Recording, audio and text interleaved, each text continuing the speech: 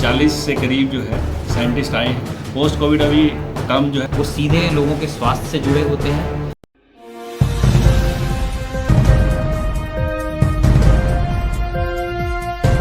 Gurugram GD Goenka विश्वविद्यालय में digital health care इन post Covid era के विषय पर 2 दिवसीय संगोष्ठी का आयोजन हुआ।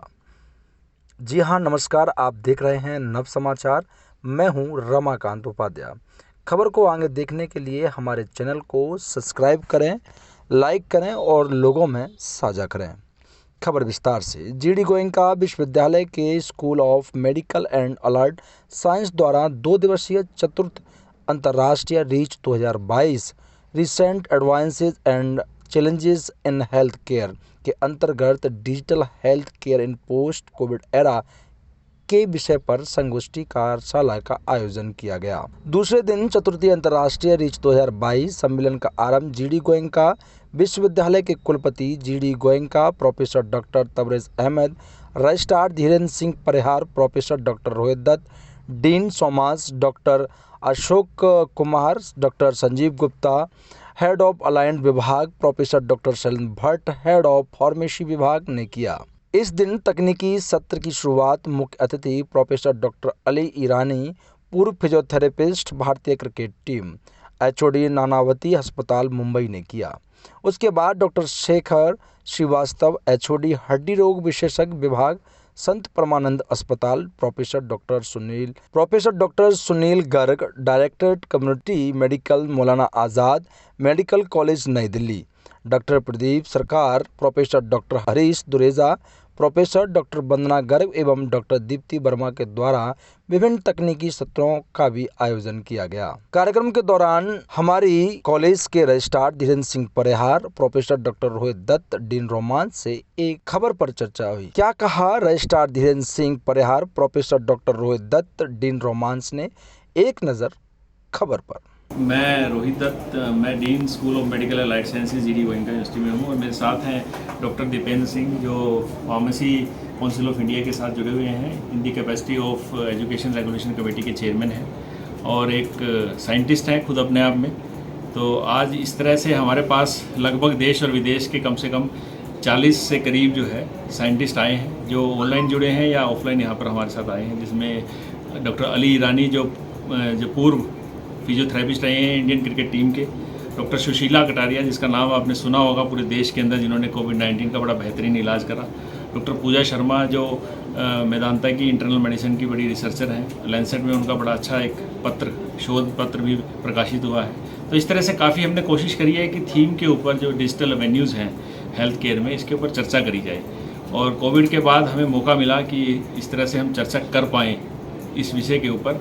और शुरू में तो लगा था कि कॉन्फ्रेंस के अंदर क्या गुड़गांव एनसीआर में कोविड के केसेस बढ़ रहे हैं तो ये कॉन्फ्रेंस हो पाए या नहीं हो पाए, पर सभी का इतना अच्छा रिस्पांस आया, सभी जितने भी छात्र हैं, शिक्षक हैं और सभी ने मिलके इस आयोजन को बड़ा बखूबी जो है प्रशंसा करी है। और यहाँ पर 2 दिन का ये प्रोग्राम है जिसमें लगभग 700 से 800। पोस्ट कोविड होता क्या? पोस्ट कोविड एरा हम ये मान के चल रहे हैं, हालांकि कोविड तो नहीं गया है, पोस्ट कोविड हम ये मान के चल रहे हैं कि कोविड सर्ज कम हो गया है, तो इसको हमने एक तरह से पोस्ट कोविड एरिया का इनिशियल फेज बोला है। पोस्ट कोविड अभी टर्म जो है कंप्लीट नहीं है, क्योंकि जब तक ये जो कम्प्लीटली रेडिकेट नहीं हो जाती तब तक हम पोस्ट कोविड नहीं बोल सकते, पर हम इसको मान के चल रहे हैं कि कोविड के केसेस कम हैं तो ये पोस्ट कोविड एरा है। और जितना भी कोविड के दौरान डिजिटल टेक्नोलॉजी का लोगों ने फ़ायदा उठाया है घर में रहकर, और सभी आज जो है उस डिजिटल टेक्नोलॉजी से बिल्कुल अछूते नहीं है। कोई भी व्यक्ति आज आप बात कीजिए तो 1 मिलीग्राम की ऐप हो या कोई भी ऐसा वेन्यू हो, उस पर इमीडिएटली जो है अपना सभी की सभी मेडिकल कंसल्टेशन ले रहा है, उसका फ़ायदा उठा रहा है। तो इसी सिलसिले में हमारे साथ डॉक्टर दीपेंद्र सिंह हैं, जिन्होंने एजुकेशन की हम बात करें, जिन्होंने इस तरह के डिजिटल एवेन्यूज़ को जब देखा तो जरूरत पड़ी कि क्यों ना सिलेबस को भी चेंज करा जाए। तो इस तरह के स्किल सेट जो है सर बताएंगे इसके बारे में कि फार्मेसी काउंसिल ऑफ इंडिया क्या करने जा रही है। आज फार्मेसी के सिलेबस में चेंज किए जा रहे हैं, क्यों किए जा रहे हैं, क्या इसकी आवश्यकता पड़ी कोविड की महामारी बीमारी को देखते हुए? और दूसरा इसी साथ में मेरा एक प्रश्न और है कि आज जीडी गोयनका यूनिवर्सिटी ने ये अपने कंधों पर भार उठाया है या फिर लोगों को जागरूक करने का एक संदेश जो आज देने का जो कार्य किया है, वो विचार कैसे उत्पन्न हुआ और क्यों करना चाहता है? देखिए, पहले दूसरे प्रश्न का मैं आपको उत्तर दे रहा हूँ कि ये इनके लिए कोई जीडी गोयनका में कोई नया काम नहीं किया इनने। ये लगातार जुड़े हुए हैं, लगातार काम कर रहे हैं, पोस्ट कोविड, प्री कोविड दोनों समय काम किया। और इवन जब हम बहुत महामारी से जूझ रहे थे तो इनने ऑनलाइन प्लेटफॉर्म लेके भी लोगों को जोड़ के उनको इन्फॉर्मेशन शेयर करने का काम किया है।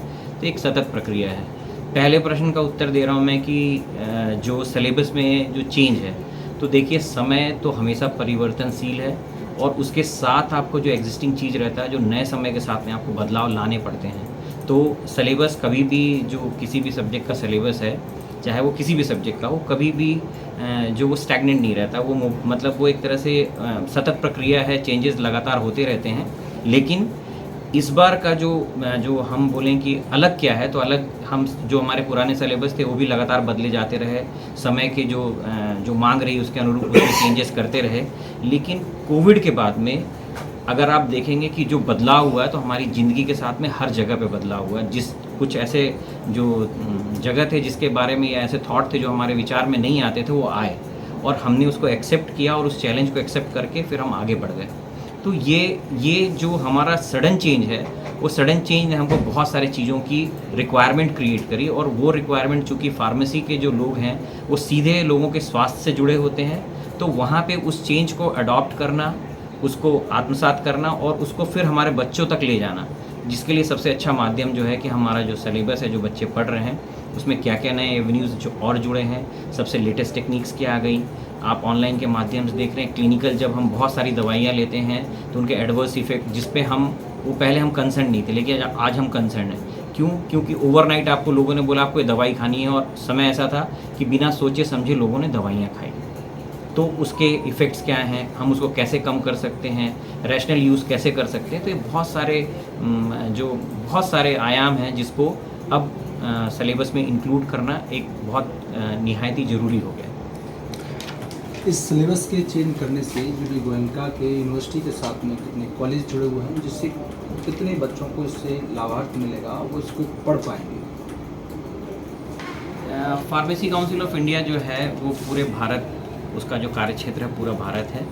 और जो फार्मेसी काउंसिल ऑफ इंडिया जो सिलेबस डिज़ाइन करती है, वो पूरे भारत के पूरे प्रक्रिया के तहत उसके जो अप्रूवल के बाद में पूरे भारत के फार्मेसी कॉलेजेस में उसको अडॉप्ट किया जाता है। तो उसका लाभ पूरे भारत के बच्चों को मिलता है।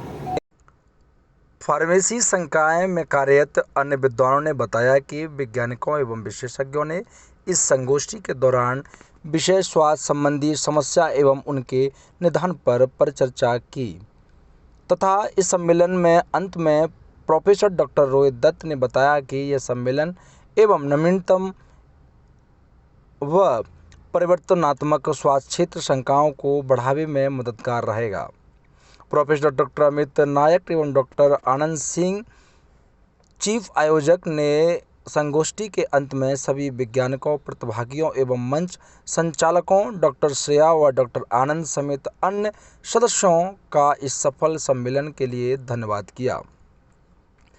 खबर को हमारे चैनल पर देखने के लिए आपका धन्यवाद। फिर मिलेंगे एक नई खबर के साथ। आप देख रहे थे नव समाचार।